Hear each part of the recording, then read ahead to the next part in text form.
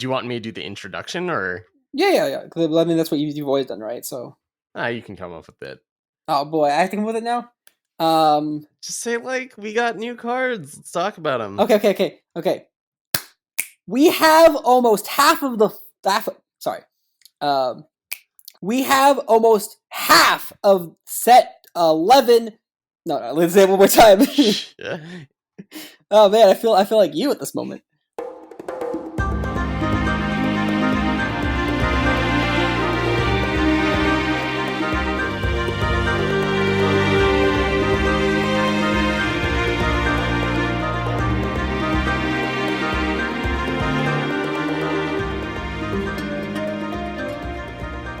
It is May 11th, and as of this date, we have approximately 87 cards spoiled.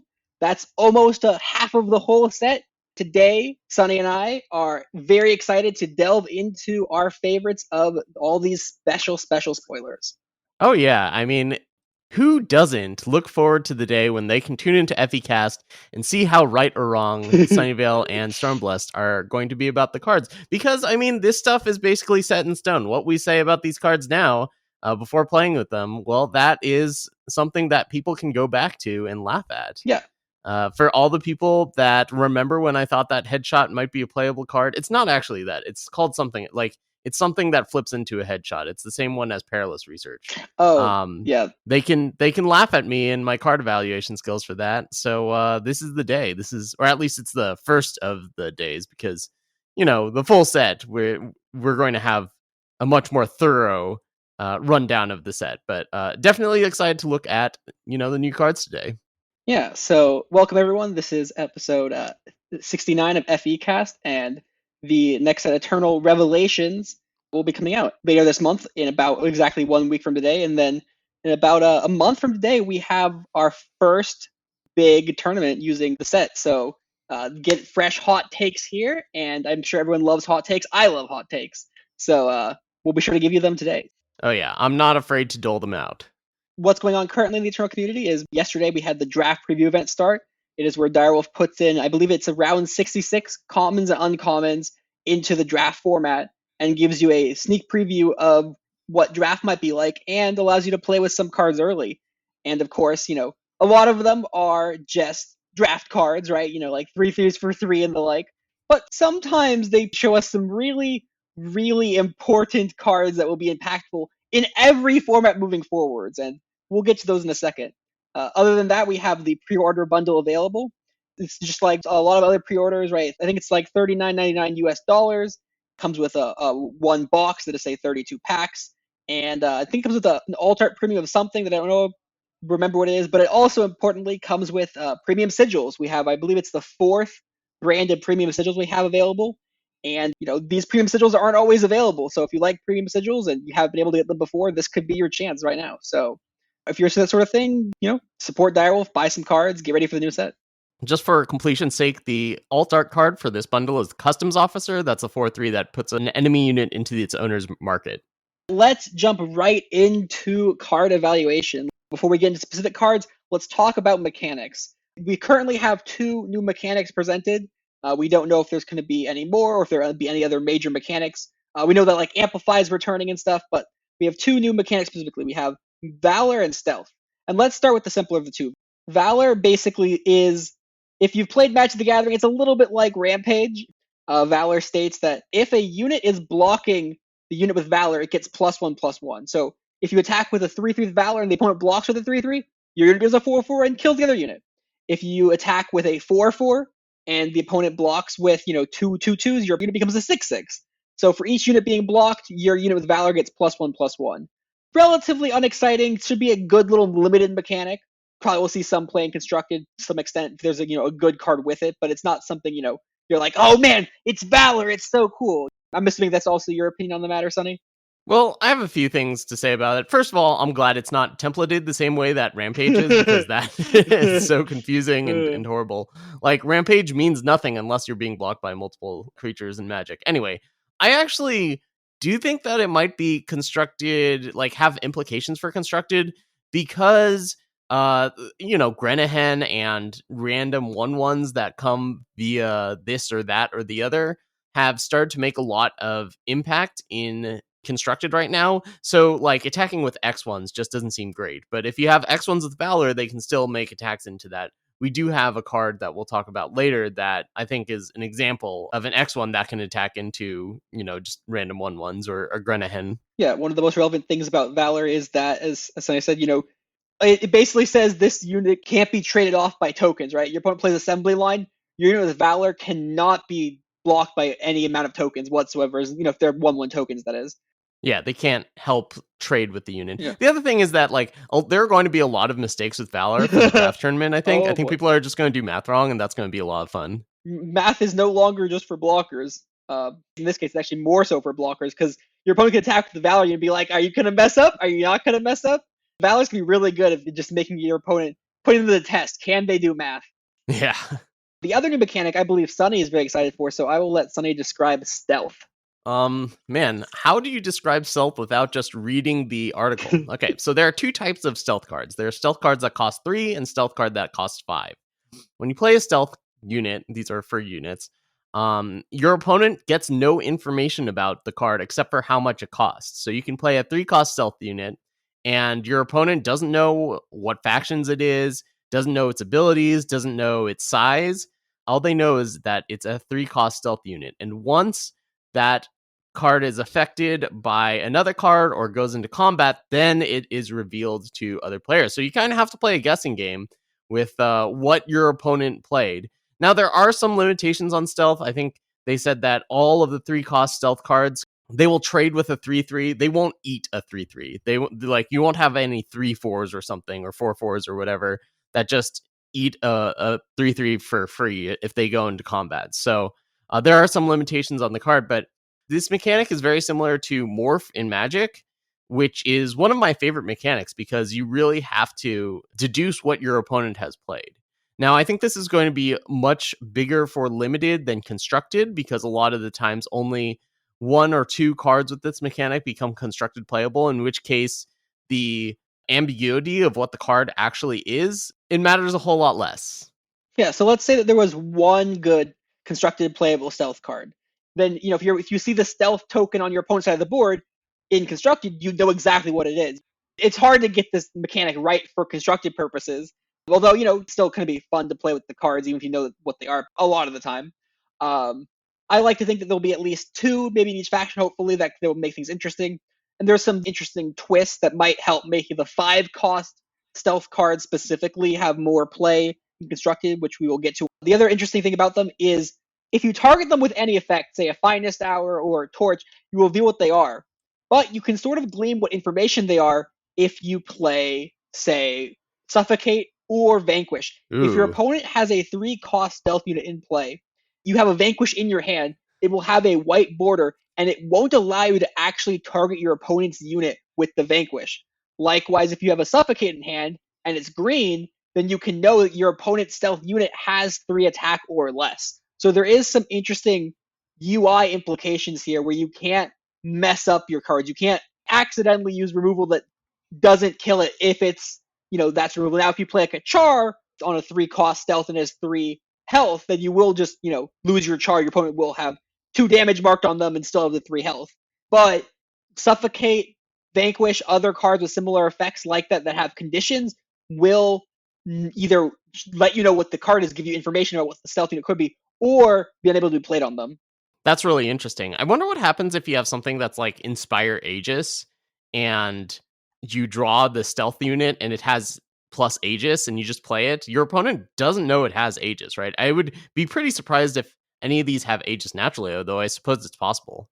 Of the things we've seen with stealth, we haven't seen an Aegis unit. Now, if we did have one, it'd probably be in Haru, right? It'd be like 4/4 stealth Aegis or something, but we haven't seen that yet, so we don't know if that is or is not there. But that'd be interesting, because you target it, right? You're like, I'm going to get rid of their good stealth cards. Like, just had Aegis. No, all I did was pop the Aegis. Of course, once you get into combat and deal any amount of damage, you reveal whether or not it has Aegis or not. Yeah. So another thing they're adding on to this whole stealth mechanic is Intrigue. And if you have 2 extra power when you play a stealth card with Intrigue, all the stealth cards with Intrigue cost 3, it gets a bonus and turns into a 5 cost stealth card, or at least your opponent sees a 5-cost stealth card. Sounds like you don't have the option for one thing, Yes. which is also going to screw up a lot of people, which is going to be interesting to see. I think in a less interesting way than Valor, people messing up math, because this is going to be like a sequencing thing. Anyway, so your card will look like a 5-cost stealth card, and it'll have whatever the intrigue bonus is. So kind of an interesting way that you can play your cards for 3 or 5 if they have intrigue. Yeah, which I think is for one thing, just flexibility is always good. It adds to interesting gameplay dynamics, and allows you to maybe have some cool stealth stuff. We haven't seen any stealth synergy cards yet, although I have to imagine there's maybe there's like a relic that says whenever a unit comes out of stealth, draw a card or something. Although that might be too powerful.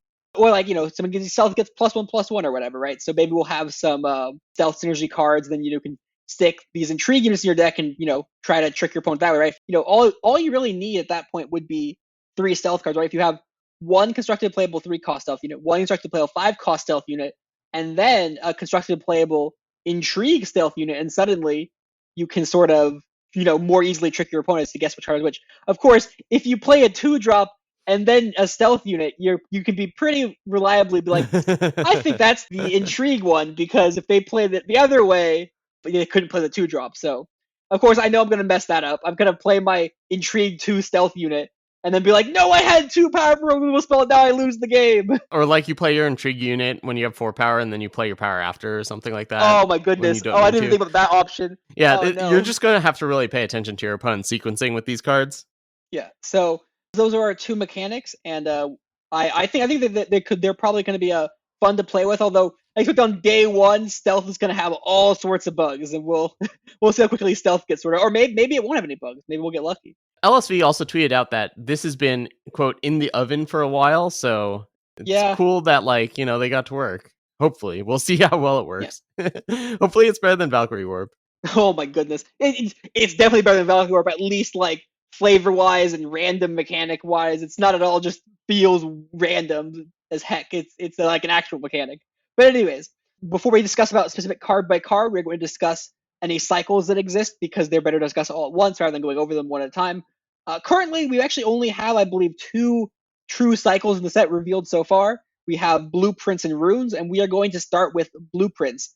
Blueprints are a cycle of 10, 1 for each dual faction, and they're sort of seek powers that get you only 2 sigils, right? So if you have Skycrag Blueprint, it either draws you a Fire Sigil or a Primal Sigil.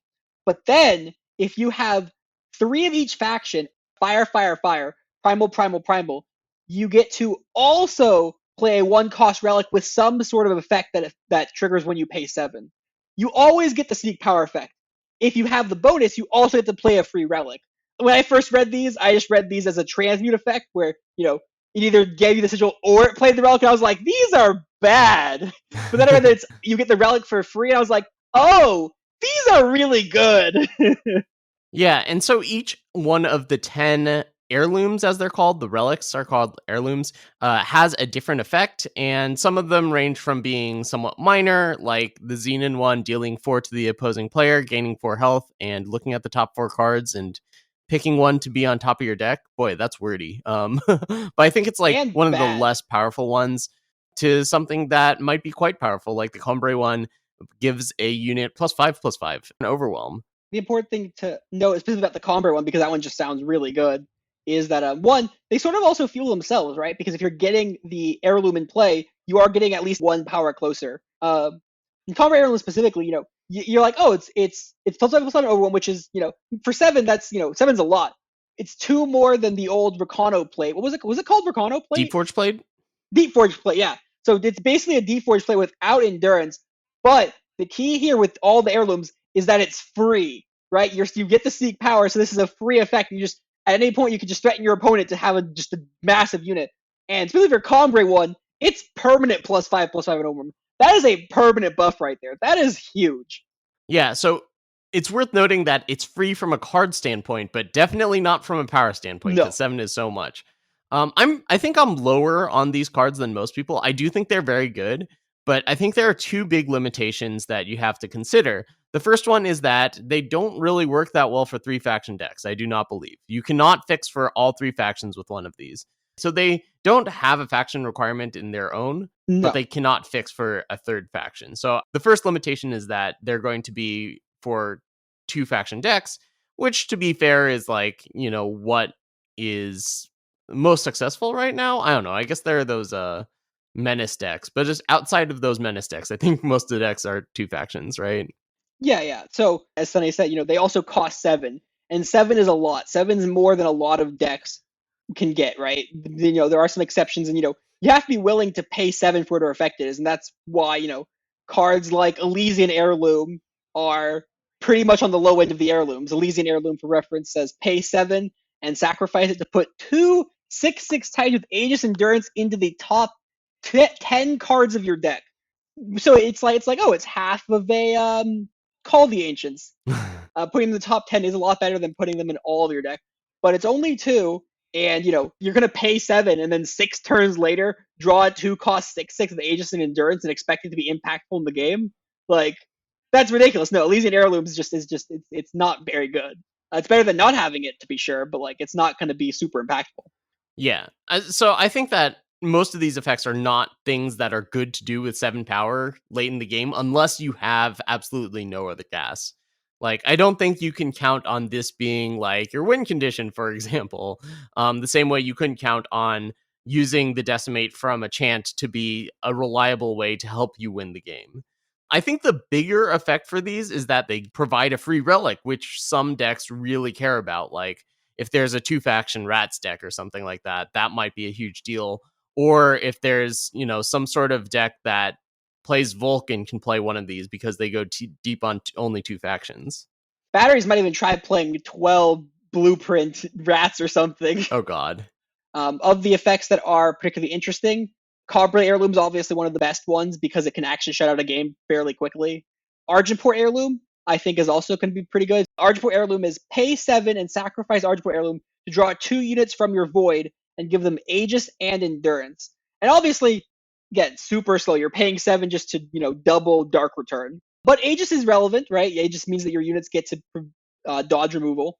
And then, of course, if you're playing a super, super grindy game, sometimes you can just pay 7 and slowly win the game that way, right? Yeah. Other ones I think are interesting. I think Practice Heirloom's interesting, although it's kind of on the edge for me, right? It's pay 7 and sacrifice it to play 3 Mystic Embers. And a Mystic Ember is a 1/1 charge quick draw, and it has Summon. When Mystic Ember hits the enemy player this turn, draw a card. So if the opponent has nothing in play or nothing that's available to block, you can pay 7 and draw 3. Of course, that's maybe a tall ask. So that one's kind of in the middle for me. Sonny, what do you think about Praxis Heirloom? I mean, I think it's pretty good. Like, that's the type of strategy that Praxis generally wants to be, is something that goes wide. But I think my takeaway from all these is that I don't think that the 7 cost thing that it does is going to be something worth scrutinizing that much. They all do something, and that's better than nothing for when you have 7. Like, if you have anything else you can do at a given point, it's probably better than popping these. And then if you don't have anything to do, it gives you something to do. I mean, the main exception, as I keep stating over and over again, is the Conspire Realm, right? If you have a 7 and you have something to do in hand, Conspire Realm might just be better, right? +5/+5 and Overwhelm to whatever thing you have in play might be the best thing you can do on 7 if you're playing some sort of like aggro-based deck, right? I suppose it's possible, but hopefully not. Yeah. I think decks are pretty good at using their power, I think. I don't think there's a lot of passing the turn with nothing to spend it on very much in Eternal right now. The real key, as Sunny said, will be if you can have some sort of relic synergy, right? You're going to play left-right lobotomy. Are you going to play left-right courier? Are you going to play, other ways to sacrifice, right? We already have 2 things that sacrifice things. Or we have a card that we'll come up with called Recycle. And, Recycle looks a lot better once we have these free relics that we can just stick into play, right? Recycle suddenly looks pretty attractive. And, of course, you have cards like Volk. So I think these are really cool, and I like the space that they're in, right? Spells that fix, that give us relics, that kind of play interesting spaces. Yeah. All right, let's go on to the other cycle that we have, runes. These are powers. So, for example, the time rune of relocation, it gives you time influence. It's depleted unless you have played a sigil this game, doesn't matter what type of sigil, and has Amplify 5, play teleport. Each faction has one of these. It's Amplify 5 for all of them. For time, it's teleport. For fire, it's char. For shadow, it's ghost form. For Justice, it's saddle up. And for primal, it is Chill, which is a card that stuns something that has like never seen any play in any regard. Isn't that like a set 0 card? Yeah, it's like that. I think, but one that I think is funny is I think Teleport's the funniest one because it's like, I just imagine Daryl sitting there being like, there's any power. Like, okay, so we're playing a power. It gives us some sort of spell effect. Okay, what's the time power going to be? I don't know. Teleport. We already did that once. I don't know. We'll do it again. Because we have the time standard, and that one makes weird teleport. Saddle Up isn't much better, right? Like that's just a pump spell. From a uniqueness standpoint, anyway. Sure, yes. From a gameplay perspective, there's something really interesting, and I was discussing this with TBC, is that I think the fire one is one of the weakest ones, right? You might be like, oh, Ghost Form is one of the weakest ones, because Ghost Form, out of all of these cards, Ghost Form is easily the weakest card to put in your main deck, right? You'd rather play any of the other 4 cards. You'd rather have Teleport, Chill, Saddle Up, or Char main deck. But Char is at its best in the early game, right? Char's best at turn 1, 2, or 3 to get tempo. You don't want to pay 5 for a Char, right? Paying 5 for a Char, I mean, you'll do it if you have to. It's free value, right? That's the beauty of these runes, that they're free value. They're just easy gas to add in your deck. Mono fire deck can just have this and be like, oh, I have access to, some sort of reach in the future. But the thing is that Ghost Form, a free Ghost Form for 5, can be a lot more impactful than a free Char for 5. So I think Char might be one of the weaker runes, actually. Yeah, that's definitely fair. Like, it's just at the stage of the game where other effects are more powerful. Well, these cards are totally crazy. One, because of Dovid. I think that's something that a lot of people have mentioned. You can get a power off of Dovid, which is incredible. But you can also get a power off of Realign the Stars. Yep. So, yeah. Specifically for Realign Stars, I think if you're playing, say, Machinations combo, and you put like a 1 of Primal Rune in your deck for the Realign the Stars, I think that could be the real deal, right? Not only can you guarantee your power drop for the turn, but if you're doing end of turn on turn 4 even or whatever, you can wait till turn 5 to play the Chill, and all you want to do in Machinations combo is get time, right? So paying 5 to stun 1 unit might be just enough time to have just enough cards in hand to bin off next turn, right? Having the opportunity available could be really relevant. And of course, as I said with Dovid, I think like any of these powers could have had just Amplify 5 do nothing, and they'd still be busted with Dovid. Allowing Dovid to just put free cards to draw in your deck, just free sources, right? More means you have a higher chance of drawing a card with Dovid, which, that's incredibly great. So these cards are all powerful. There's some interesting stuff where it's like maybe the Justice one can be good in Kira. It's expensive, but it does produce a targeting spell. I like these a lot. I love the designs. What do you think of the design of the runes, by the way? I think the design of them is fine. I don't think that they're particularly good. Like, I think they're significantly worse than the heirlooms, because then you get to choose when you activate them and the effects are, larger. I just think that, like, the powers having Amplify really messes things up from, like, the perspective of cards that interact with Amplify. So, how do you think they compare to Waystones? Oh, I think Waystones are way better. Okay. I mean, unless you're doing something with Amplify. I mean, I guess the key is that the Waystones are always undepleted, whereas these are not. Yeah, Waystones are always undepleted. They get an effect for free. I think that's a huge deal. Yeah, I mean, boy, Dovid was already like an eye roll every time you played against it and it got value. Now that's just going to happen more often. Yeah. You know how often I played Dovid on like turn 2 and I just like never drew power? And I'm like, I never hit my 3rd power. Well, I guess another game. But now I play Dovid on 2 and I'm stuck on power. And Dovid can draw me into power. Yeah, it's absurd. All right, let's talk about some of the other cards in the set. We're only going to talk about the cards that really capture our attention, whether it be for draft or constructed. A lot of these are just like, normal draft cards. And we're not going to talk too much about like a 3/3 stealth for 3. Because, yeah, we would be here all day. Yeah. But the fun part is, though, because draft is a valid competitive format, we do get to discuss draft at least a little bit with these cards. I think it's fun because I like draft. I like talking about draft. So that's cool. Yeah, it means that we can care about cards that really stand out from a limited perspective, which is cool.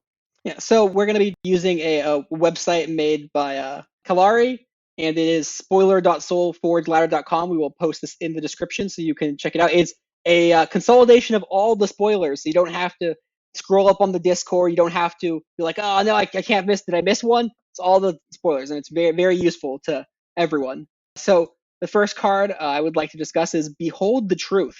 a 1-cost time spell for 1 at a time, and it says your units get +1/+1 in overwhelm this turn. Amplify 6. Units get an additional +3/+3 this turn. So obviously this card's going to destroy people in draft. That goes without saying. But what do you think about it for constructed? I think it kind of has constructed implications. Yeah, I mean, people are paying 3 for giving their team +2/+0 without overwhelm, right? Fire Conjuring or Rally. And you can do that for 1. Like, this seems like the type of thing a Praxis deck would really want, especially because Praxis, yes, it goes wide, but it also has cards that happen to be rather large, like the Ramba, right? Like, or Ramba might be in a deck that has a lot of other units supporting it. So it both helps your units that are big, and it helps the fact that you might have a lot of units. And if you ever get to 7, that's +4/+4 in overwhelm, which is it's a lot. That times the number of units you have. You can just imagine having like 5 units. You're basically playing a 20 damage burn spell.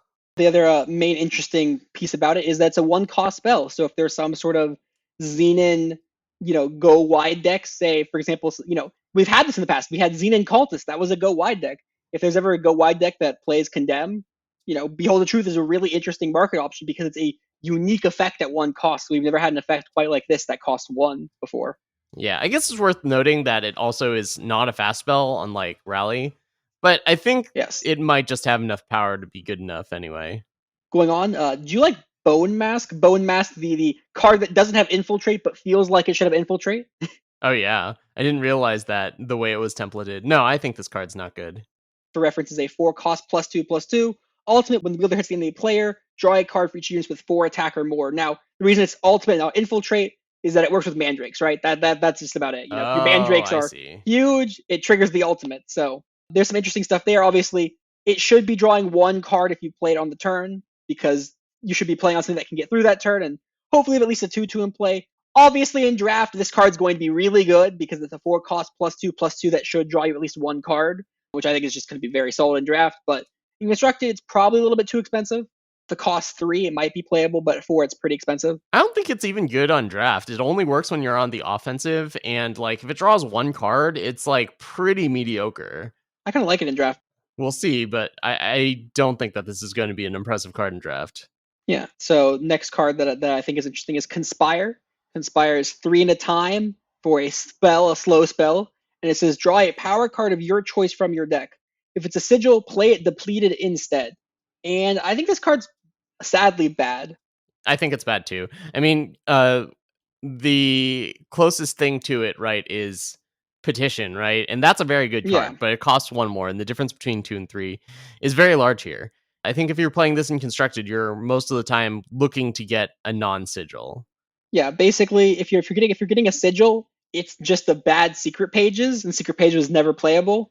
I mean, it's a bad Power Stone, right? If you ever plan on getting a sigil with that, it's probably just way better to play a Power Stone. Oh, I see what you're saying. Yeah. Well, if you want an effect like this, the effect you get is expand the reach, right? Same effect, right? Plays a sigil from your deck, but it plundered, which allows you to take advantage of ramp. So this is kind of like a really bad expand the reach combined with a really bad petition. And yeah, this card's not good. A better version is also, Display of Vision, right? Just go into 3 faction, play a better card. I wish this card was good because I love the card as like a design, but it's just too expensive. Yeah. All right. The next card is a stealth card, the last Carnosaur. I also love the name of this card because we're way in the future and there's apparently just 1 Carnosaur left. So it's a 5-cost, double time, 6/5 stealth dinosaur. Ultimate, at the start of your turn, reveal the last Carnosaur and to give your units killer. All right. So this is pretty similar to World Bear Behemoth, where if you get to untap with it, quote unquote untap with it, which means go back to your turn, it's pretty incredible. I mean, getting a striking snake formation that's on delay is kind of, tenuous, but like being attached to a 6/5 body is fantastic. It's going to eat something, and you're probably going to be able to eat other things with your other units as well. Sonny, did you ever play Hearthstone? No, but this will give me a taste of Hearthstone. I played a little Hearthstone, but I guess this no. What is that back in the day, like long time, I guess it must have been years at this point, Brian Kibler, I think he spoiled a card, and it was, Galvadon, the last Kaleidosaur, and he had a little song that was with it, and then just this reminds me because it was Galvadon, the last Kaleidosaur, he's got stealth and a whole lot more, and I'm like, oh, it's like this card because the last, and then also like, It's not that bad if you don't die. Turn 4. And I'm like, yeah, this card's not that bad if you're not dead on turn 4. You can untap with it. It's really good. I don't know. It's funny that the card reminds me of it because it fits so perfectly. Just like it has stealth. It's got the same writing name without a name attached to it. But I think it was just funny. That was a funny coincidence. Yeah. Yes, this seems like a possible expedition playable. Yeah. Definitely draft bomb. This card brings up an interesting point. How does stealth work with Sling of the Chi? Well, again, I guess it would pop it immediately, right? Your opponent would know what it is immediately because if the unit deals 6 damage, it undoes the stealth. Yeah, probably. But it works with Sling of the Chi. That's everyone's favorite card, right? I don't know. I think the card's okay. It's probably okay. How do you think the card compares to All Head, the 6/6 for 5 All Head? I think it's better because it gets more of an immediate effect. Yeah, probably. It's probably better than All Head because turning into a 6/5 with Killer is probably better than drawing a card and hoping it's then getting it +X and then hoping that that's relevant. Yeah, I mean, I guess Allhead also has a few other considerations, like how it works with Sling and with combo. Let's not go into that. I think on face value, I think this is a little better. Yeah, it sounds about right. I don't know. I'm not too excited about this card, honestly. Okay. Next card, though, is a card that I'm actually surprisingly excited for. Open Way Supplier is 2 and a time for a 1/1 soldier, and it has +1 maximum power. And then it has Summon. The top unit of your deck gets Killer. Yeah, good. You don't have to play Predatory Instinct or Twilight Hunt in your time decks now, which is fantastic. I mean, if you're going big in time, this is what you want. I know this card's kind of controversial with people saying it's good or it's bad. I think this card is pretty good, actually. I think this card's going to see a good bit of play. The thing that hunts against this card the most, against, say, any Time or Justice card, is the existence of Grenahen and Crafty Occultist existing, right? Those still exist post new set. Every other faction has to compete with, Crafty and Grenahen in sort of power level. Yeah. What I like about this card is, as Sunny said, you don't have to play the killer effects, right? While your deck is fake for the purposes of Wasteland Broker, for the purposes of specific cards in your deck, the cards are fake. But classes of cards are not fake, right? If you're playing a bunch of units, you can reliably expect to have a unit somewhere in your deck. And on top of that, one of the downsides to playing Ramp Dorks is that your opponent kills them, and you lose a bit of tempo, and you kind of just you're not doing very much. But this card mitigates the downside of Ramp Dorks by, if it dies, you still get the value of getting Killer. And as we've seen with Maveloft Hunters very recently being the best card in Eternal, Killer is a very powerful effect. Yeah. I think it's interesting is, you don't want to play too many Ramp Dorks with it, right? Because obviously, if you're playing Aurelian Merchant, giving Killer to Aurelian Merchant is really bad, right? Yeah. So, I mean, it is going to have some of that Wasteland Broker, like this effect doesn't actually do anything, but I think that this card is going to be sneaky better than people think it is, just because it's like a very natural turn 2 play. There's one card that I think might finally get a chance to shine. It's been very underwhelming every time I've played with it, and maybe that's just because Grenahen exists and Crafty Occultist exists, but Logistics Expert is a card that allows you to play 8 Ramp Dorks while still having mitigating the downside of playing Ramp Dorks. Because if you give Logistics Expert Killer, it's still not your favorite thing to give Killer, but you play it for 5, it becomes a 4/5 Killer Overwhelm, which is, a pretty good fail case. So I think the fact that Logistics Expert plays well with this card is really interesting, and they're both soldiers. So if there's ever, like a soldier deck that would want to have some ramp in it, they both soldiers, they both ramp, they both work well together. Kind of an interesting combination. Yeah. I want to just mention this card, Reset the Day. It's a 7 cost. Each player puts their hand into their deck and draws 7 cards. That's a that's a big like slap in the face to Talar's Unwinding, which is a legendary. Reset the Day is just an uncommon. I just think that's funny. What's a slap in the face to Reset the Day? Wrath of Caiaphas. Get out of here, Reset the Day. Yeah, that too. You're not seeing playing my volatility decks. All right, the next card is really large, and I do think it's actually really in charge. Valiant Guardian, an 8-cost 8/8 with quad time influence requirements, endurance, overwhelm, valor. Enemy spells cost 4 more. When Valiant Guardian hits the enemy player, play the top 2 cards of your deck. So, I mean, it has to stay alive, but your opponent's spells are going to be very expensive now. My basic take on this card is a friendship ended with Thundering Carnosaur. Valiant Guardian is my new best friend. Yeah, I think this card is very cool. I disagree with how a lot of people want to play this card. I think a lot of people are like, how can I cheat into play? And I'm like, how can I ramp to it is what I want to do. If I'm cheating into play with like the Sentinel reanimation spell, the top 2 cards of my deck can just be a bunch of garbage. But if I'm ramping into it, the top 2 cards of my deck are likely to be other cards that either, maybe help me get more power so I can do bigger things, or, the other ramp payoff. So I think I'd like it in a ramp deck more than a not ramp deck. But yeah, the benefit to this card specifically is that it so quote unquote dodges removal in the sense where let's take Annihilate, right? Normally you play an 8-drop mono faction unit and it gets annihilated and you're just down -6 power, right? They've traded 2 power for 8 power. However, with Valiant Guardian, suddenly they're trading 6 power for 8 power, and presumably you're either cheating this into play for less and you're getting a tempo advantage, or if you're ramping it out, then you're still getting a somewhat of a tempo advantage because they're having you their whole turn, whereas you're just playing better turns overall. So it mitigates the downside of expensive threats quite well, and not in a super, all-out way, right? It's costing 6 more still allows removal to be played on just very expensively. Cool card. It definitely takes the right sort of deck. It's not going to be playing every time deck for sure. Being 8 is a lot. Yeah. I'm not sure the best way to play it. I think cheating in does work fine. I think that you can either go the ramp way or cheating it in. I think both of them are fast enough to get this in and like really stymie your opponent. The big benefit to cheating this into play over Scourge of Frostholm, which is its closest comparison, right? Scourge of Frostholm is the other cheat into play, your opponent can't do anything. And overall, it might be a little better in a sense, but the benefit here over Scourge is that this card actually ends the game. Scourge of Frostholm does not end the game anytime quickly, right? Yeah. This card being overwhelmed and putting more things into play, people underestimate the power of your control finisher or combo finisher, whatever, actually ending the game. It's one of the cards of Scourge, right? They're like, oh, I'm just going to get Scourge to play. You can get Scourge to play and then just lose. Your Scourge can get taken out by a killer effect, like a Maveloft Huntress. But actually, being able to put pressure on and end the game quickly with overwhelm, endurance, and getting 2 free cards will end the game. Briefly, I just wanted to mention a card that people are like, it's gonna stop mock combo. Is Telekentic Shackles, which says prevent all damage to enemy of your choice would deal this turn. Amplify 3, prevent all damage from another enemy. You can target your opponent's face, and that will stop the burn effect. But that's just whatever. Like that's the same thing as playing a counter spell. It's nice that we have other options and other factions that interact with the combo or whatever, but you can just counter, if you're playing a counter spell, it does the same thing and your opponent can just counter the counter spell. So it's basically the same thing as playing a counter spell. Mock combo didn't die to counter spells, it's not going to die to this. Well, you can actually do something interesting where, like, in response to the machinations, like before your opponent draws their entire deck and picks up the condemn they need or whatever to counter it. Oh, I see what you you're saying. Can play this and like delay it a turn. Yeah, that's true. So there's a possibility that it actually does work better than a counter, but it's probably not very significant. You just counter the machinations itself then. It's the same thing as a counter still, right? You play it on the same as machinations, you might as well just counter the machinations. Well, not entirely, because what if they have the burn spell in their hand?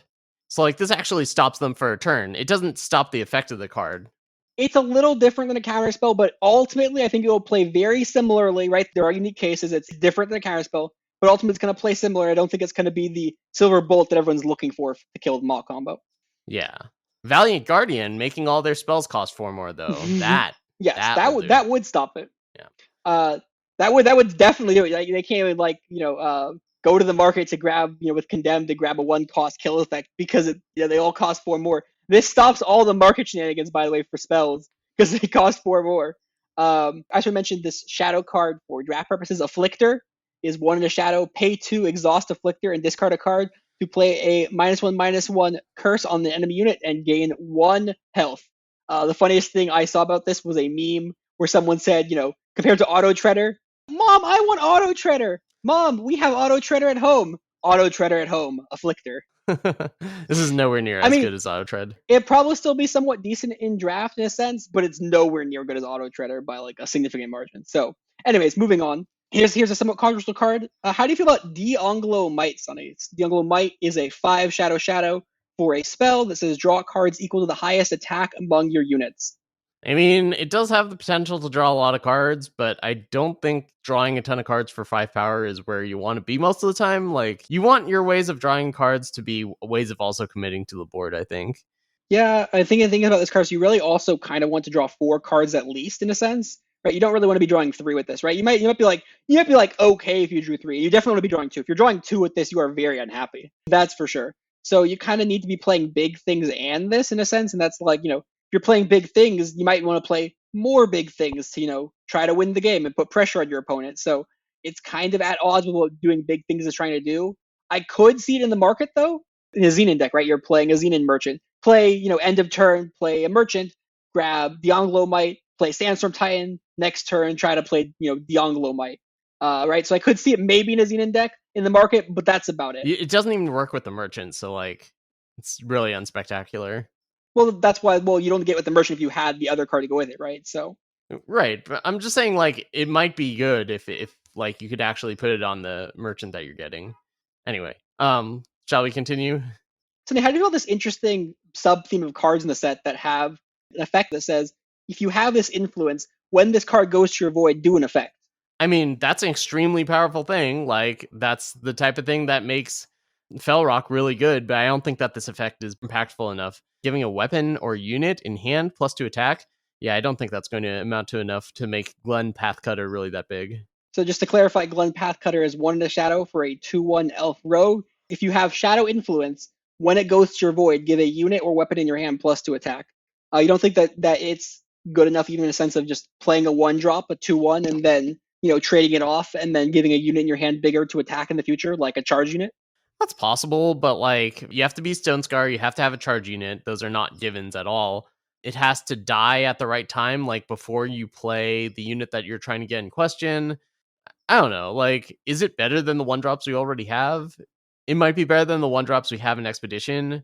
Oh, you know what? Like, it's an elf, so it's actually kind of interesting. Like, if you can follow it up with the Tavios, with quick draw. But like, I don't think that this is spectacular in the deck that really wants to abuse like discarding cards or just like milling cards from your deck, which is where like this type of effect goes from being benign to something that's just out of this world. So then there's a bunch of really interesting draft uncommons and commons that I'm just going to skip over to a card that's mostly skippable, but I think is potentially interesting if we see enough of these discard interaction effects. We have a card called Ransack. It's 2 in a shadow for a spell. Discard a card to draw the top 2 cards of the enemy player's deck. If this card said discard a card to draw 2 cards, like in Fire or something, it'd be really good. But this card's not that. It's double pilfer, so it's very weak in a sense. People will be very annoyed by this card, that's for sure. But unless we have enough ways to abuse, discarding things such as Glen Pathfinder, but better than Glen Pathfinder, hopefully, I can't see this card doing very much. Yeah, your opponent's deck is worse than your deck. So, and like, unless you're playing the mirror, but yeah, it's not as good as you want it to be. The next card is Relicfeaster. I think this card's pretty interesting. Yeah, especially once we have blueprints now, right? Blueprints make this card so much better because basically they allow you to free roll playing a relic in your deck, and if you're playing it on like turn 3, you play an heirloom, and then you play Relicfeaster, and you get your 3/3 that dies and becomes a 3/3. So that's pretty good. Yeah, it's just a matter of, are you going to be able to amplify it? Like, if you can consistently amplify this for 1, it's fantastic. If you can't do it on turn 2, it's a little worse.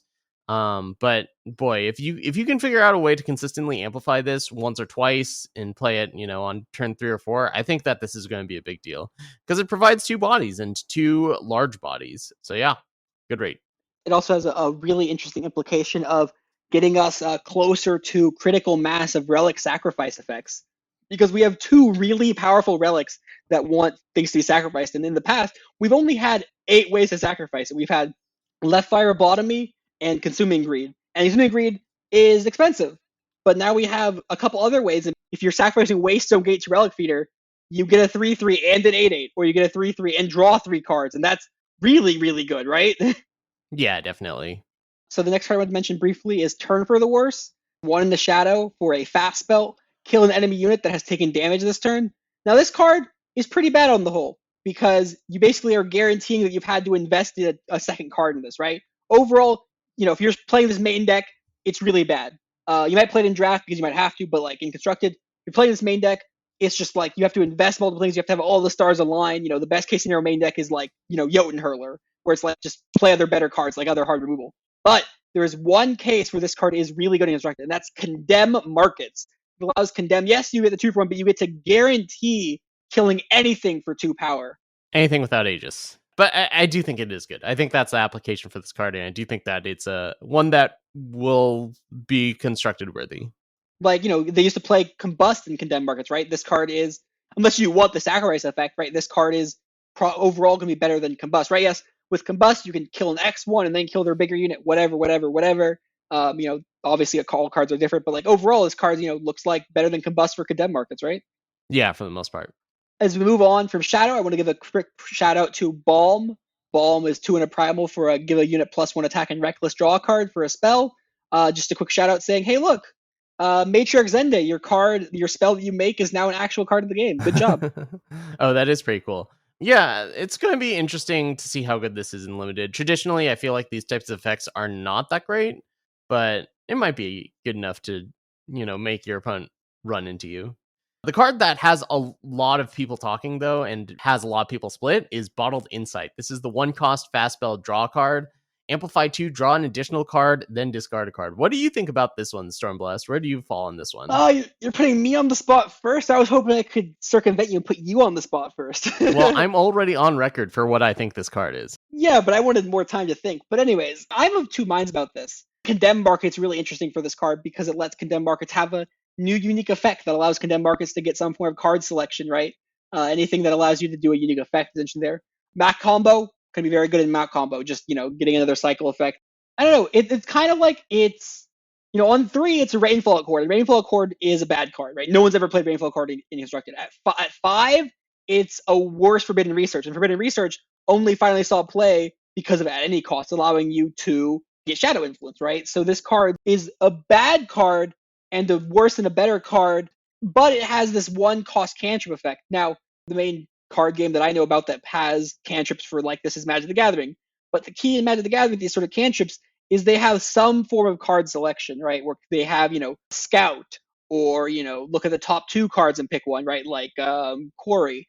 So this card doesn't have any of that, which is a lot worse. But it has the Amplify, right? So, having the flexibility is powerful. Being a 1-cost draw card and a 3-cost Rainfall Accord at the same time probably is good enough. But I'm not super high on this card, unlike some people. I am super high on this card, and I'll tell you why. First of all, you can get it off of Dovid, so just having more hits off of Dovid, something that cycles, is very powerful. Oh, you're right. Oh my goodness, it's a Dovid hit. Okay, I'm on board. You convinced me already. Okay. But second of all, I actually don't think it's best at its market. I think that this is going to be a card that sees play in the main deck of most decks that play it, and I think it's going to be very good there. I think like 80% of the time this card is being played, it's only just going to be played for 1. But, being a fast spell and being one that can be amplified, you can just play it for however much power you have left over at the end of your opponent's turn. If you're holding up a negate or something and they don't do whatever you're looking for, if you're holding up, I don't know, whatever spell, you can fire this off for however much power that you have left over that you're holding something up for. I think most of the time it's just going to be 1-cost draw card, and that's all it's going to be. It's going to like increase the consistency of your deck at the cost of like depleted power. But like there are just so many different synergies you can do with that. It helps fill your void for things that care about number of cards in void. It's a spell for things that care about spells. It's an amplify hit for things that care about amplify hits. I think this is going to show up as a 4 of in a lot of decks and be very good. Like it's going to be sneaky good a lot of the time. It's just going to improve the consistency of decks and power level by, an incremental amount.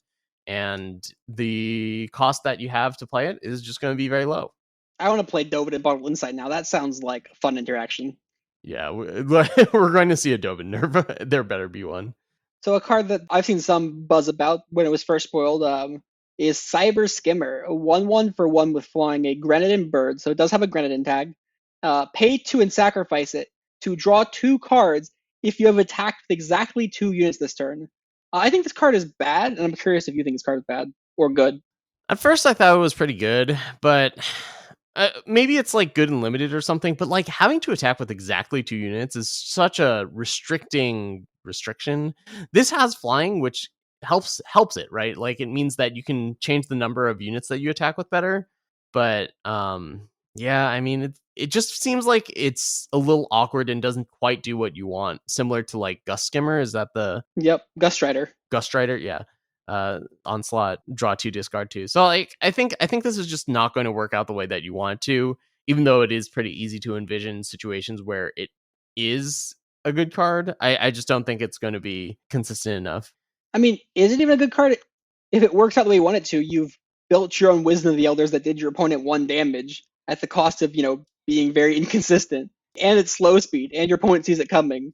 Or they don't see it coming, but it's still slow speed because you played it and sacrificed at the same turn, right? You don't have to attack with it to draw the cards. Maybe you're playing a Skies deck where, drawing 2 cards in the late game is better than having a 2/2 flying or a 3/3 flying. Sure. The thing people are saying is like Shadowlands Guide brings it back. You can sacrifice it, and I'm like, I'd rather Shadowlands Guide bring back, an impactful thing, and I'm not going to pay 2 again. It's kind of like Dionglo might, right? If I'm recurring something, if I'm trying to do some sacrifice stuff with Shadowlands Guide, I want it to be like really powerful and not just more card draw, Yeah. weak card draw in a sense.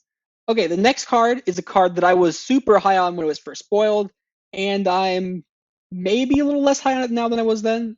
It is Davia Azurebreaker, 7 primal for an Aegis Voidbound, which brings us closer to Voidbound Rod. Am I right, everyone? Someday Voidbound Rod will be a thing, and when that day comes, I will rub my hands together in maniacal glee. Anyways, Davia is a soldier mage, so it has a soldier tag for whatever that's worth, and it has pay 4 to stun an enemy unit, but the key part here is that Davia has summon. Play a spell from your void, it gets Voidbound. Yeah, I think this card's good. Like, I don't know what the application is, but you get to cheat on power for a very expensive spell. I don't know what that spell is. It's probably Aid of the Huru. But yeah, I mean, like, you can imagine playing this into Aid of the Huru and then copy this and play another Aid of the Huru or something else, or copy it again and then play something else.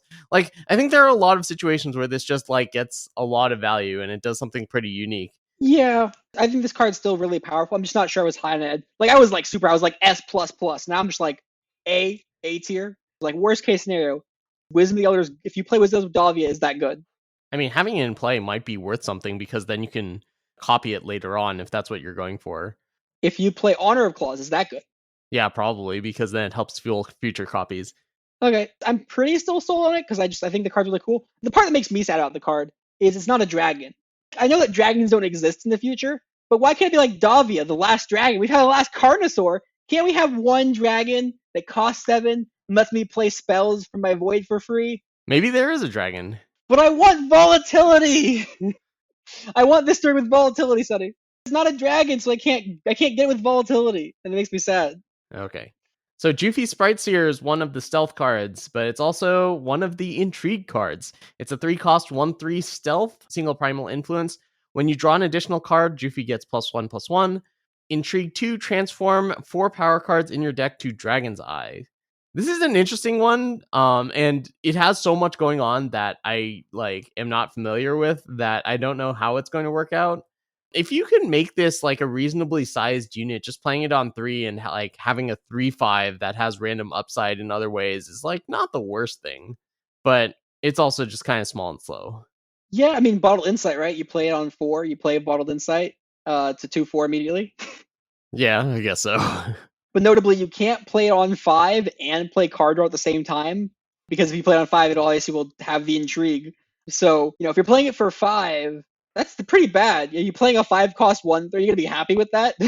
Transforming 4 powers in your deck into Dragon's Eye, that's what, at the time you play it, you probably have 18 power in your deck or something? 16 power in your deck, maybe? Maybe 1/4 the power in your deck is now busted? I don't know. It seems unreliable at best. Yeah, they haven't really made any good ways of digging out the Dragon's Eyes, which makes sense because like set 1 Curiox puts the Dragon's Eyes. So like if there was a way to do it, I think people would be on top of that already. There are a lot of ways to incidentally draw cards randomly. Like if you played against Decro's Ruin, like if you're an aggro deck, you're like, wait, why do I just keep drawing cards randomly?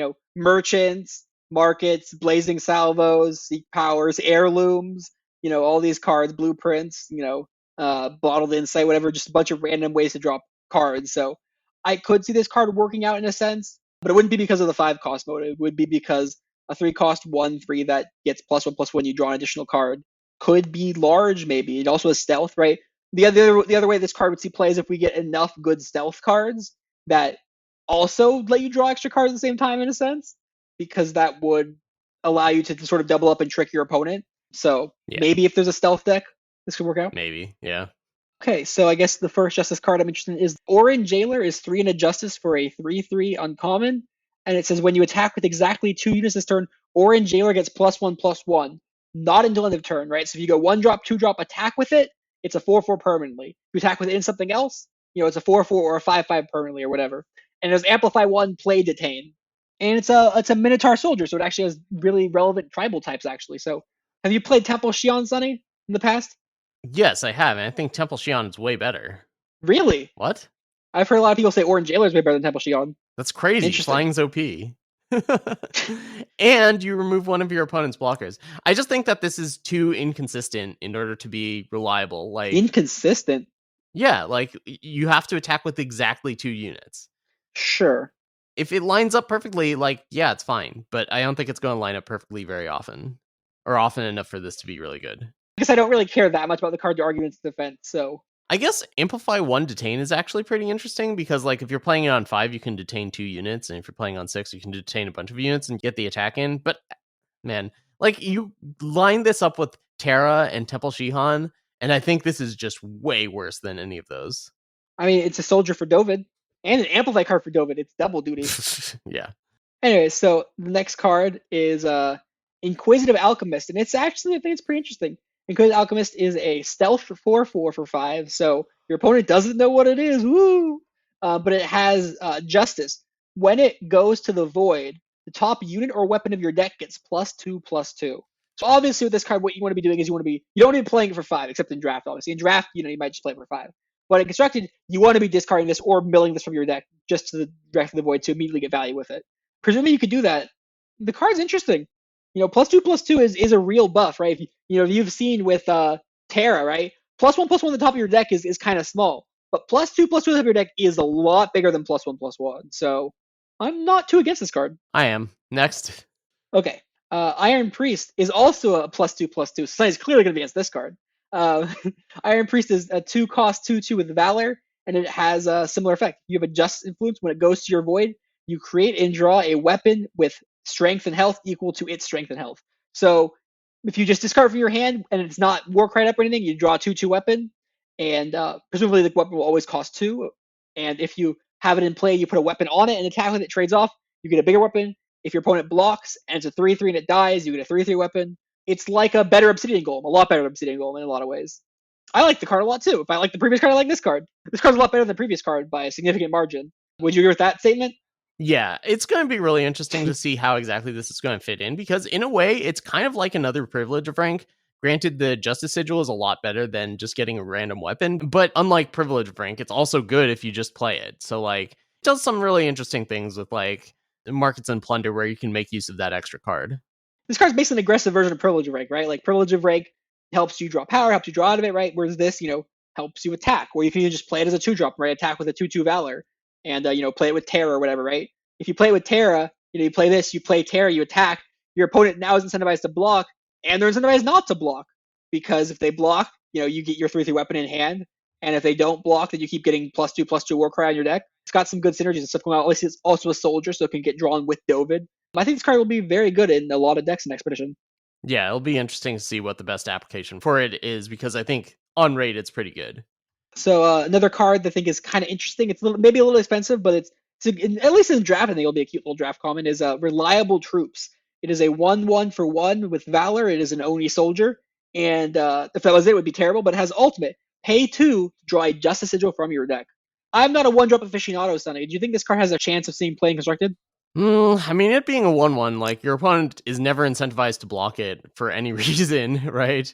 I mean, geez, I guess Press the Advantage is something that occurs to mind. The ultimate is definitely really interesting. Like, I think if you put that ultimate on a lot of different cards, that would make them way better. But I think just having a 1/1 is not good enough. Imagine if it was a 2/1 though.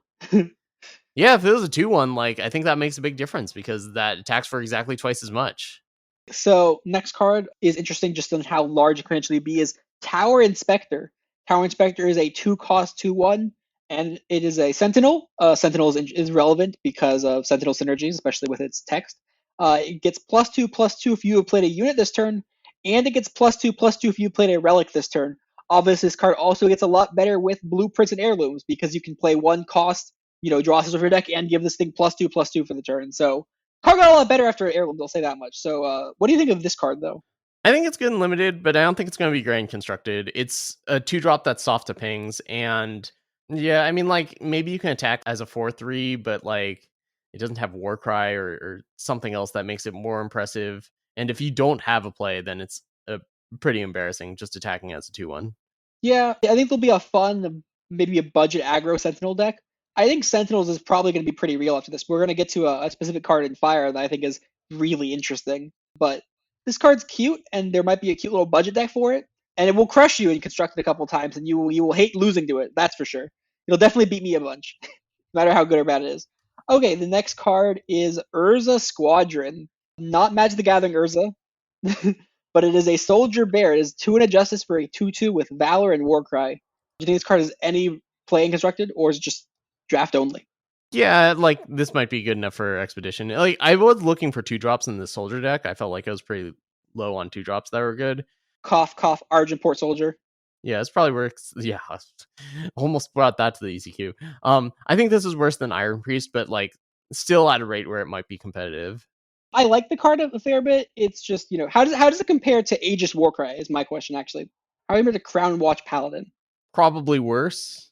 Okay, but I don't think that's an Expedition, so, obviously Yeah. you can't play with certain cards, so.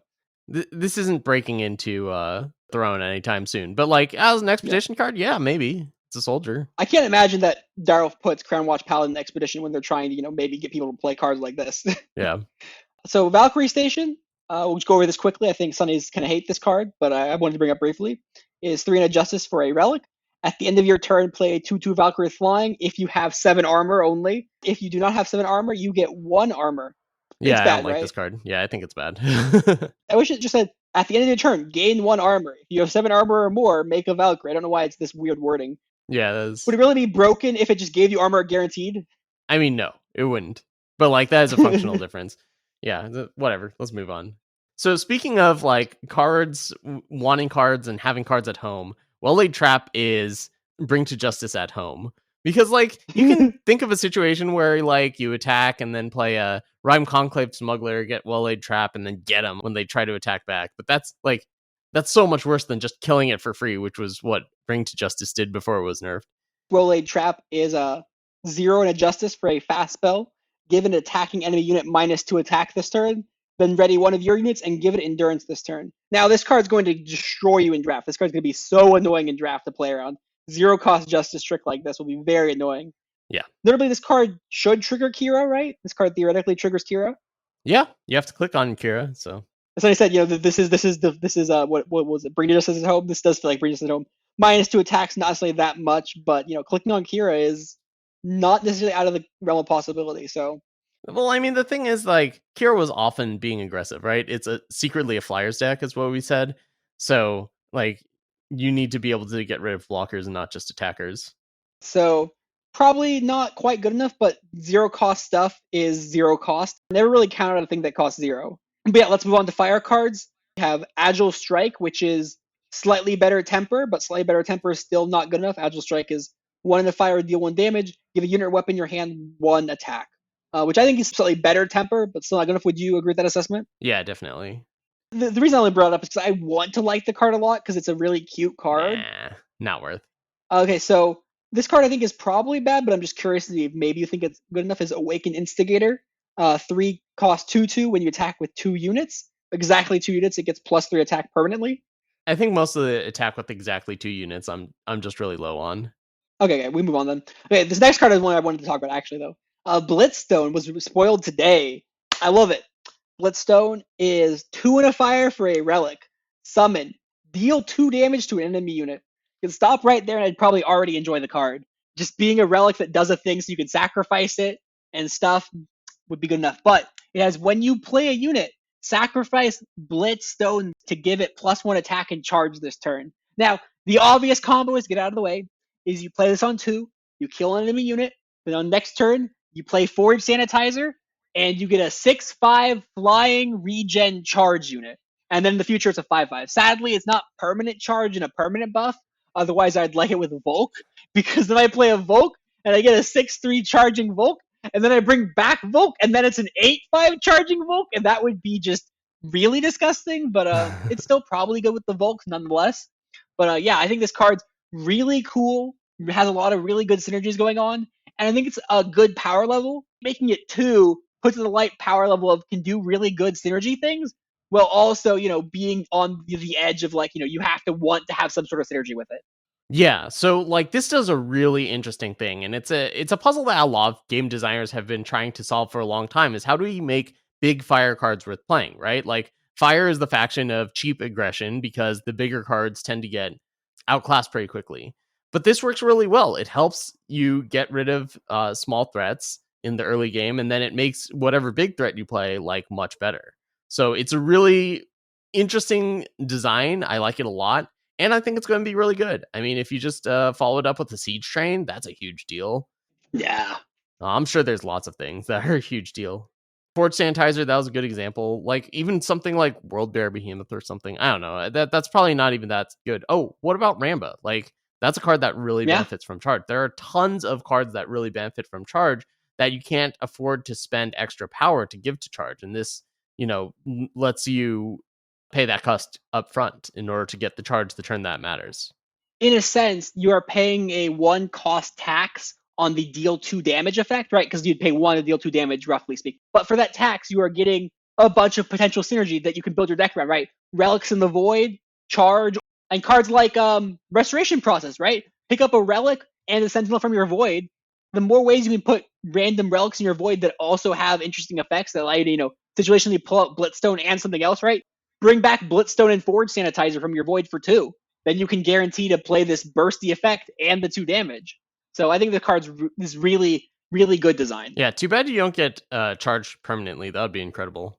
Our next card is a legend. It is Hellfire Valkyrie. It is 5 fire for a 4/4 Valkyrie.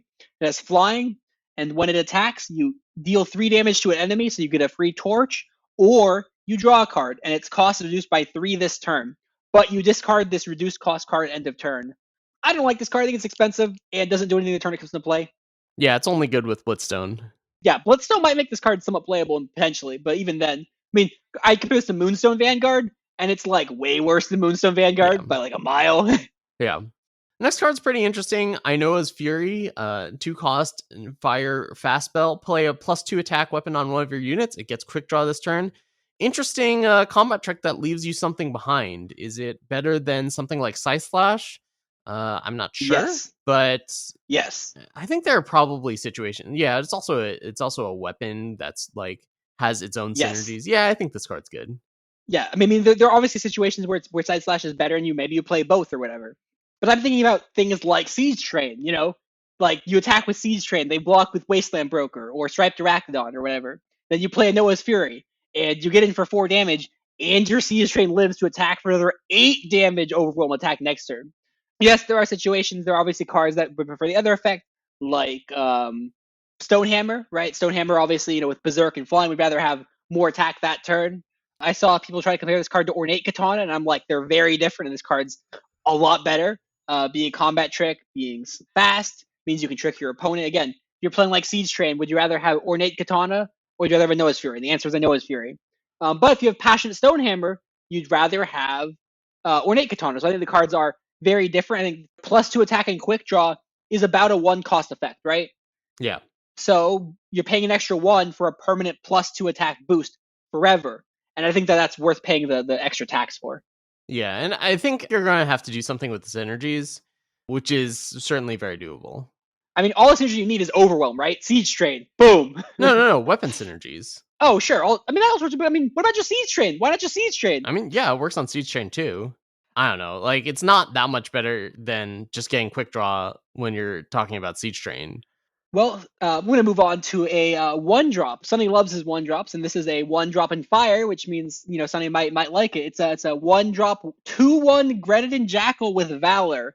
This card, can't be blocked by 1/1s, and it's a 1 cost 2/1. Do you think this card's good enough in Throne, or is just Expedition aggro? Yeah, I mean, I'm not sure what the application is, but this is definitely a really interesting card and one that I think is going to see a lot of play. Attacks into 1/3s, attacks into 1/1s, attacks into multiple 1/1s. That's something that, as an aggro deck, is often a problem. Attacks into 3/3s also, like, worth mentioning. Yeah, this card attacks into X3s. It can't be blocked by 1Xs, right? It can't trade down. It can't be stymied by Grenahen, which is huge because Grenahen is everywhere. Really interesting. I'm curious to see if it will play out as we want it to, or if it won't. Yeah.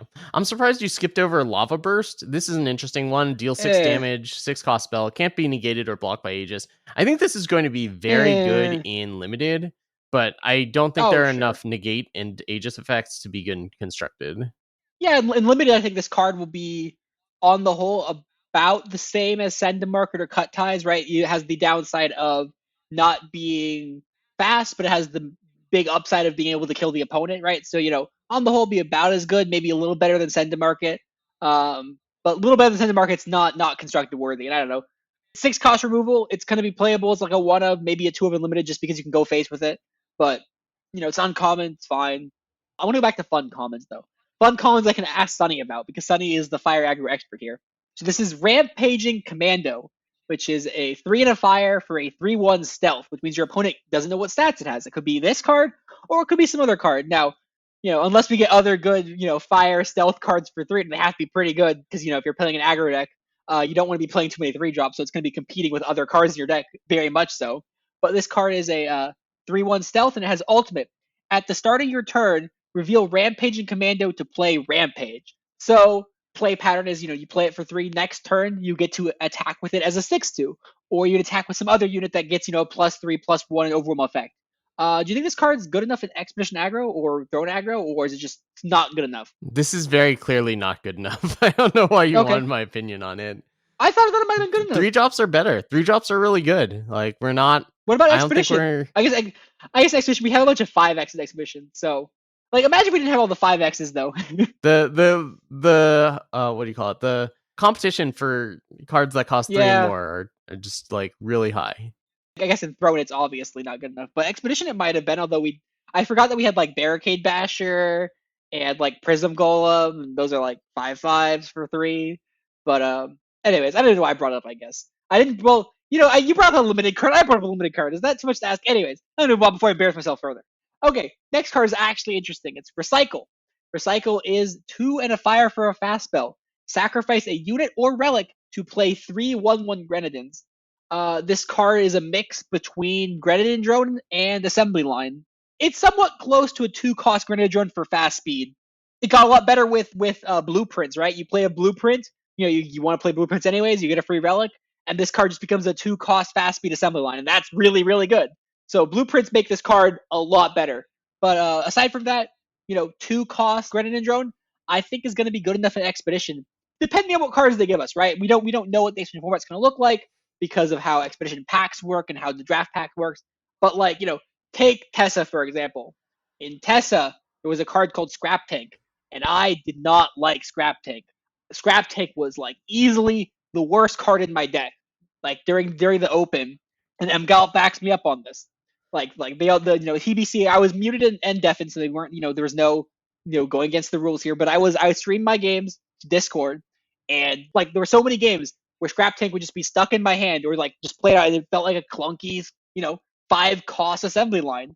And 5-cost assembly line's not very good because there's not that many ways to sacrifice these. Yes, you can go off with Scrap Tank and play Tessa and make an 11/11 Scrap Tank that turn. But the thing is that if you're playing Tessa, you're already doing good, right? Do you really need 11/11 to win the game when you're already playing a Tessa and drawing 4 cards off of it? I mean, yeah, your opponent can kill it, and yes, it can help you win the game. But overall, slow, clunky, cost 5, hard to play, especially with paintings.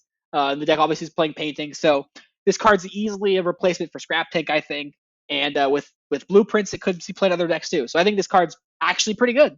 I think this is only good in a Tesseract deck. I think any other application of this deck is probably really bad. But, if it's good in that deck and if that deck's good, then it's worth it. But if you're trying to play this fairly, I think it's not good. So we're going to move on from Fire to factionless and multi-faction cards. We have a card called Prism Stone, and it says summon, gain an influence of your choice. Ultimate, pay 3 to give Prism Stone +1 maximum power. The premium of this card, look at it in client, by the way. The premium is really pretty. But I know me and Sunny are not very high on this card. The reason I wanted to bring it up, even though me and Sunny are not high on it, is that a lot of people are. A lot of people think that it's awesome. I think it's a 1-cost do-nothing that turns into a 4-cost Power Stone. Yep, exactly. It makes a relic, maybe that could be interesting. But, if you're going to do that, we have these amazing cards that are 1 cost that make relics. They're called blueprints. They were spawned at the same time as Prism Stone. Yes, this does fuel Prism Stone. Yes, it gives you influence. But, we had Horus Traver, and that didn't do anything. Is a relic that much better than a 1/1? Probably. A Relic's probably a lot better than a 1/1 for 1. But does that make this card good? Probably not. I mean, maybe it makes playing a clear the way deck, but yeah, card's not very good. Yeah, and like if you're sacrificing it, then you lose the +1 power. So like you're just getting the. I think this is really bad, but maybe someone can figure out a broken way to make it work. Let's move on to the multi-faction cards. The first one has a lot of buzz surrounding it. This is Avara Dark Summoner. It's a 2-cost time shadow card. It's a 2/1 cultist mage. Your units cost 2 less. When you play another unit, the enemy player plays a -2/-1 curse on it. I actually don't think that this card is that great. Like, you have to be able to ramp something up, and it has to be worth it to be smaller. It doesn't work in multiples with itself because it would just kill other copies of itself. If you're looking for things, I've heard like uh, even-handed golem being insane with this, but I mean, you have to have both of them, and you don't get the unit off of even-handed golem, which is, while it's not great, it's like, I don't know, like it makes it so that if you have a lot of cheap cards, then they probably just don't do anything because they don't have any body once they're in play. It doesn't work in multiples. Big stuff is interesting if you can get some nice summon effects, but again, doesn't work in multiples and gets killed easily. Yeah, I was hoping Sunny would say this card is great, so I could say this card is terrible. But I'm also not a big fan of this card. I think the card, it's hard to build around, right? Because it's a unique effect and it's a weird effect, and like you can combo with it, right? If you play this card and you have Scattershot in play, and then you can play Shadowlands Guide and bring back Shadowlands Guide infinite times and kill the opponent that way, right? There are combos you can do with it. But we've had combos like that in the past. This is not that unique. The other cool stuff with it where you have cards in your deck, and the void stuff are cheaper, right? For Shadowlands Guide or Crown Watch Press Gang. There are some cute things with it, but like -2/-1 is pretty real. Like you're like, okay, I'm gonna play this and I'm gonna play it fairly, and I'm gonna play like Moonstone Vanguard. It's a 3-cost 3/4. Yeah, obviously that's good, right? Like you'd play a 3-cost 3/4 endurance that has attack, draw a card, and blocks, gain 5 life. But you're investing a lot into that, and it's not like that good, right? You're still playing this 2-cost 2/1. If you play like Sandstorm Titan, you're playing a 3-cost 3/5 endurance. Like, hooray! You're playing like World Bear Behemoth. I guess that one's still pretty good. That's a 4/6. I don't know. I think I'd want to play this fairly, and I'm not sure how good playing this fairly will be.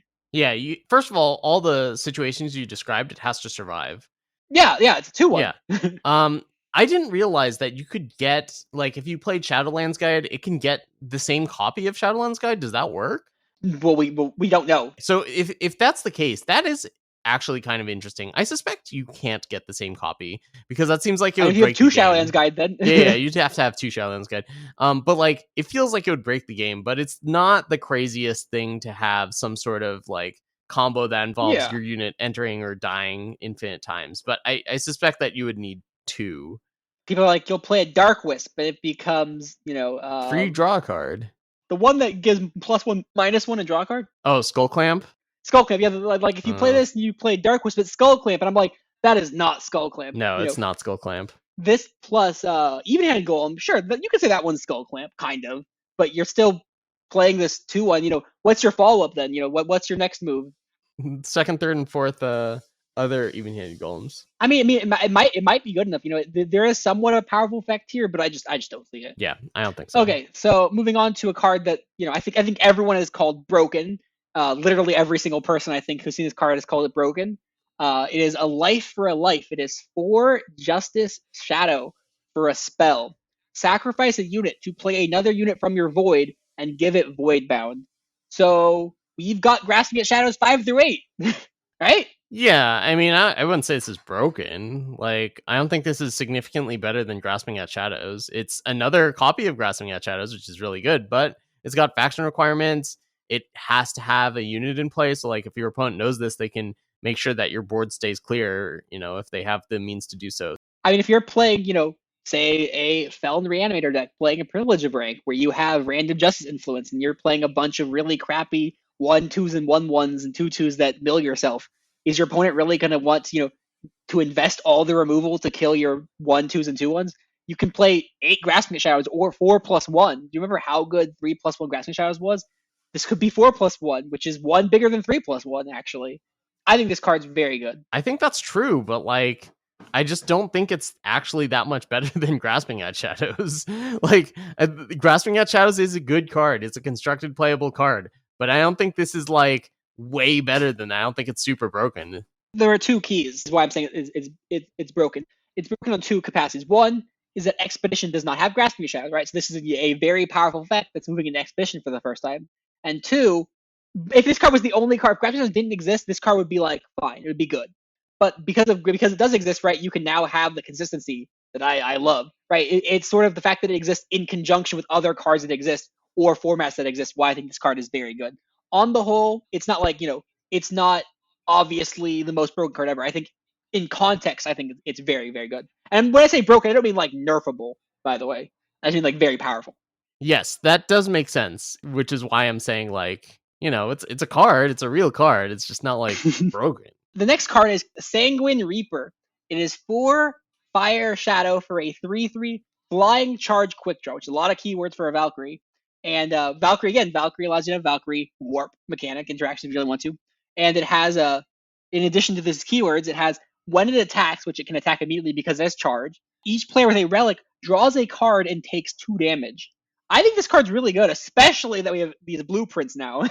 Well, I mean, like, it's got a mirrored effect. So, like, what's your goal here? Is it for your opponent to have a relic and to deal an extra 2 damage to them? Yeah, 5 damage charge flying with for 4. I think that's pretty good.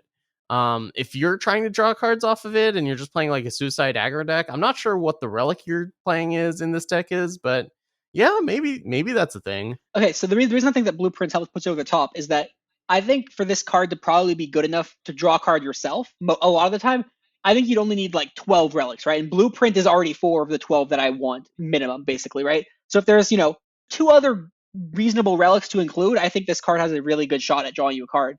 And obviously, if it draws both players a card and deals 2 damage to both players, I think that's really good. If you're playing some sort of aggro deck, playing a bunch of charging fire units that want to get in for damage, right? You don't really care about your life total as much. You don't really care as much about your opponent drawing cards either, because you can take more advantage of the card draw for both sides. So I think this card has a real shot at being a real all-star. Again, because the blueprints exist, that helps make this card a lot better. Yeah, I mean, I guess it's possible. I'm not like super high on it. It doesn't play defense at all. No, absolutely not. This card is not a defensive card. This card is specifically an aggro card. Yeah, you have to have a really big aggressive slant, and that just means that like the deck has to already be there for this card to be a card that makes that deck, if that makes sense. Like, it's not going to be a card that you're going to want to build around or you're going to be able to build around, but if that super aggressive Stone Scar deck exists, I think that this can fit in it. I don't think it's necessarily a build around as much as it is like if there's enough pieces to make a deck tick, in a sense. Like it would be a number of cards that sort of work along a similar axis, and none of them individually are build arounds, but all together they can be built into a package. Yeah, but like I think it's really dependent on the other cards being there. Yeah, I agree. I just think this card has a real shot. I think this card has a really good chance. If they give you a couple more cards that help put the right deck, I think this card has a, is Passionate Stonehammer really good with this card? Probably. They probably work well together. Anyways, next card, just briefly wanted to mention Burnished Grenahawk, because I think the card is cool. Grenadin Bird. 3 Fire Primal for a 1/4 flyer. And it has pay 4 to give it +3 attack this turn. It's a common. I think this card is one of my front runners for like early, really good commons in the set. I think this card's going to be a really, really good common in draft. Yeah, I mean, it's also multi-faction, which limits it, of course. Yeah, that's a totally back, obviously. Yeah. But I think this card will be very good in draft. Anyways, we have Searing Strike, which is 2 fire time for a spell. Silence a unit and deal 2 damage to it. If it dies, replenish 2 power. So it's a purify that deals 1 less damage, but it can be free.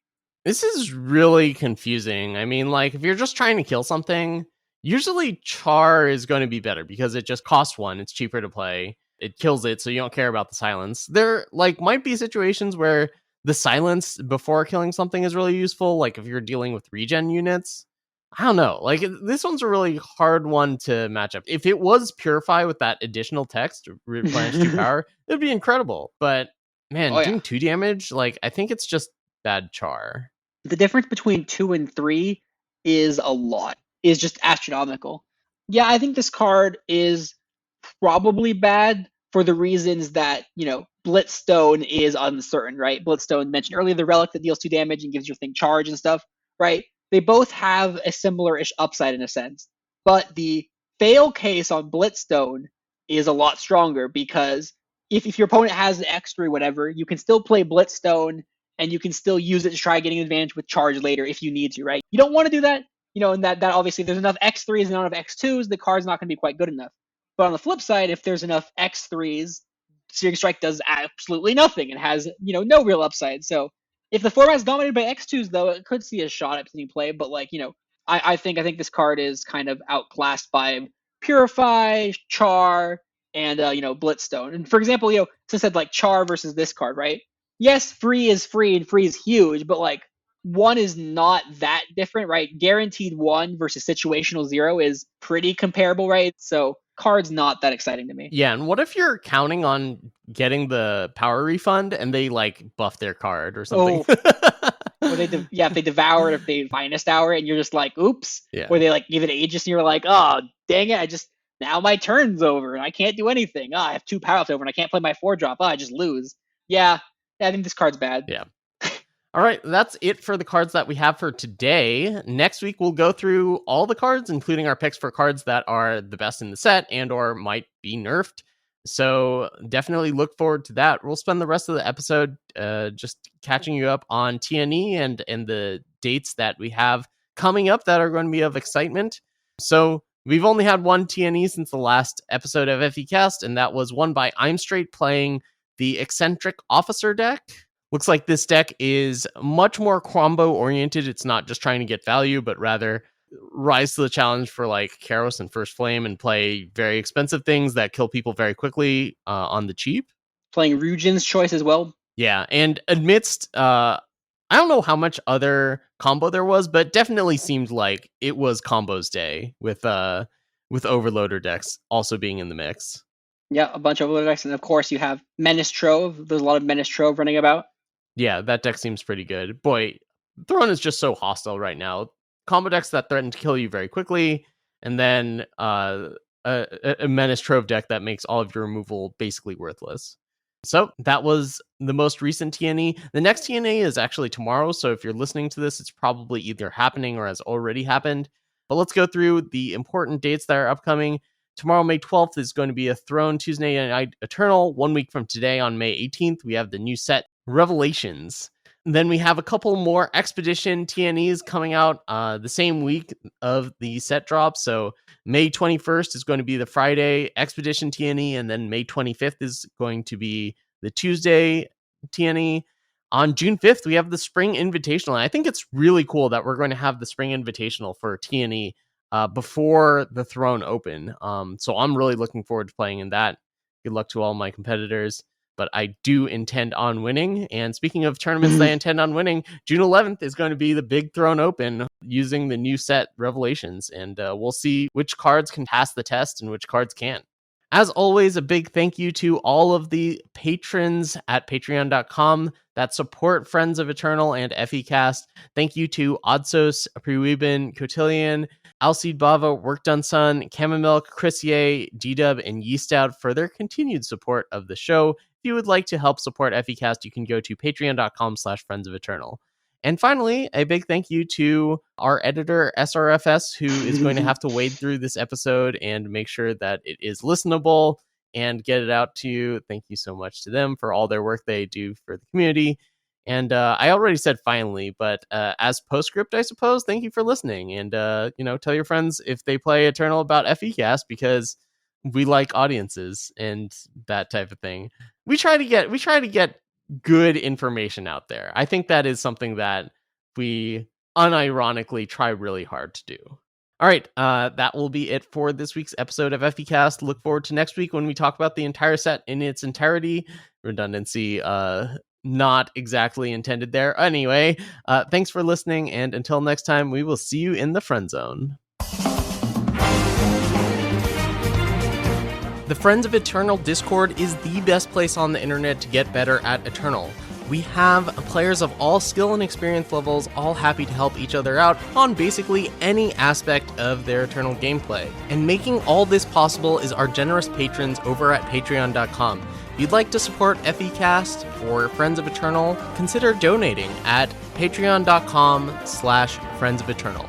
Thanks again for listening, and until next time, we'll see you in the Friend Zone.